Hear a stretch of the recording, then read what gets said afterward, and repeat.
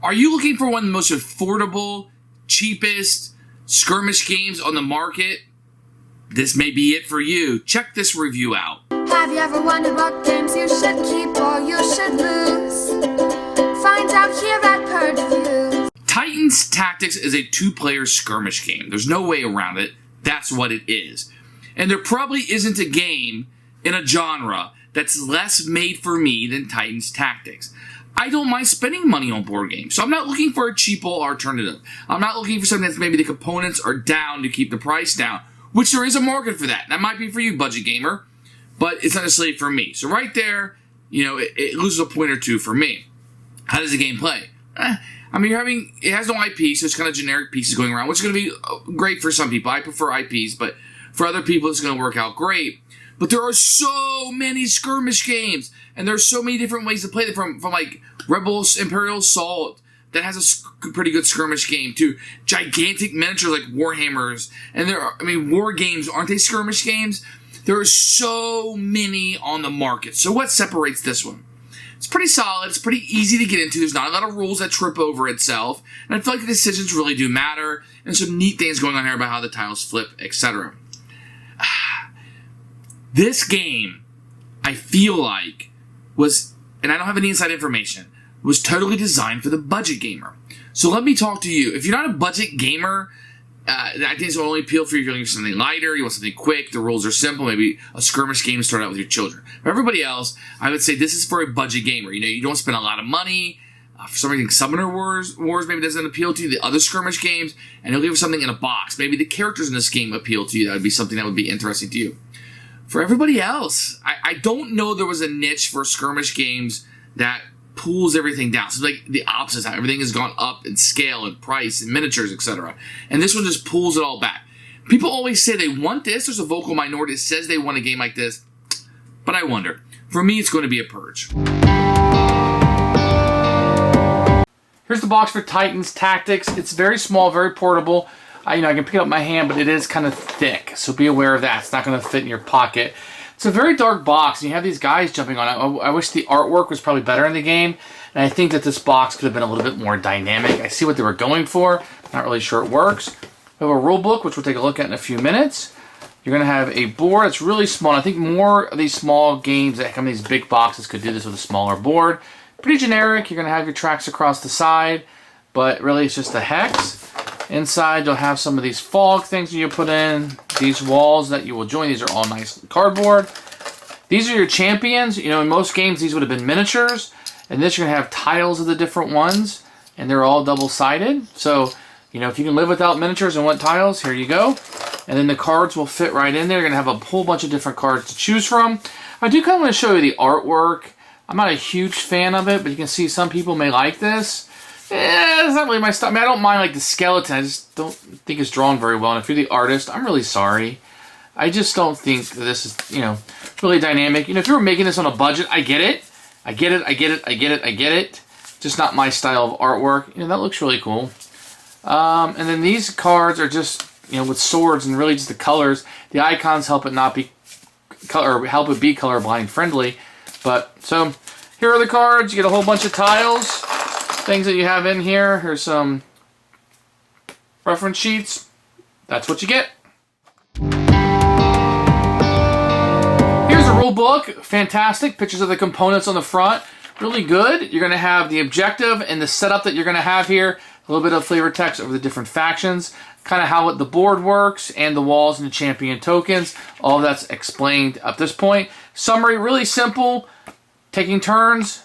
Get 2 actions per champion. The other person goes in a number of rounds. And then it starts getting a little bit more detailed. It tells you about the actions and the perks that they have, the ongoing powers. And then it breaks it down of kind of how the cards work, targeting, etc. with an example and some pictures. And then at the back, it starts getting to the advanced abilities that you may find.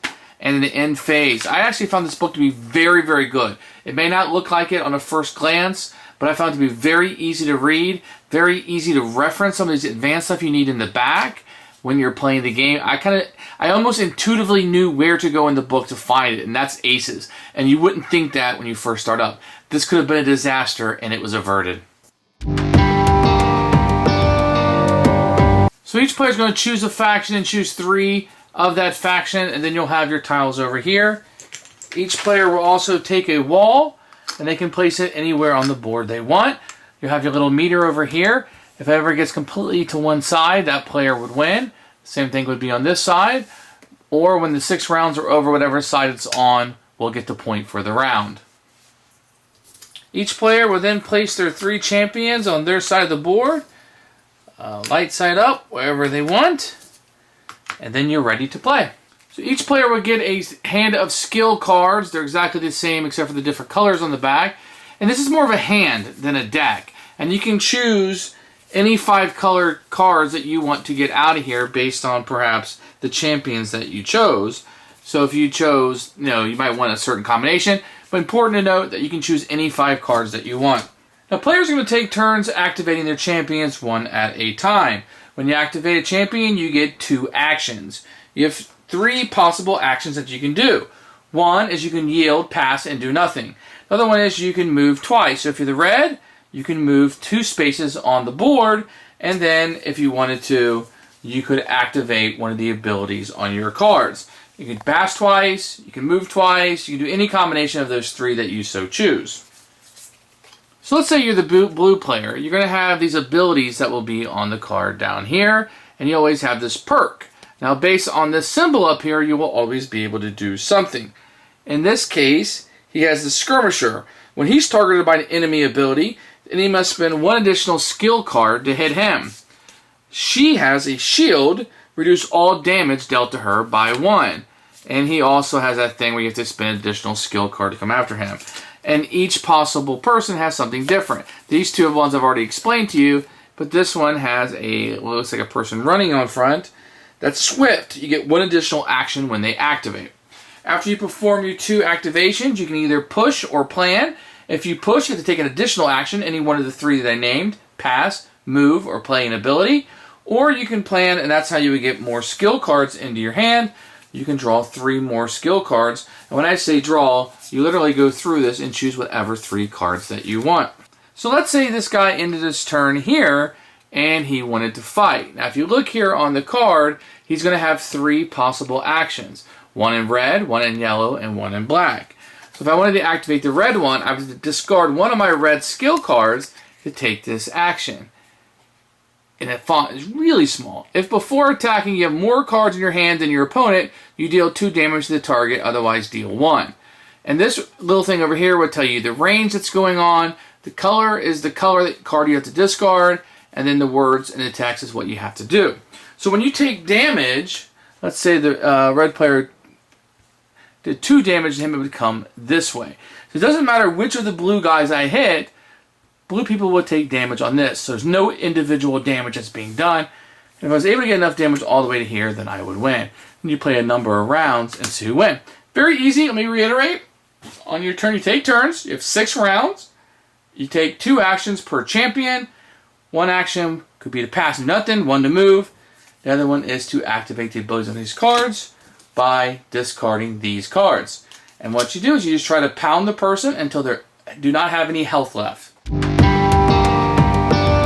Who should buy this game? Let me be very, very blunt with you. Budget gamers, that's it. If you're looking for a skirmish game with simple rules, there's something to play with your kid, there's not an IP one that you want to try out, then this is just going to narrow in on budget gamers that are looking for all the pizzazz to be gone.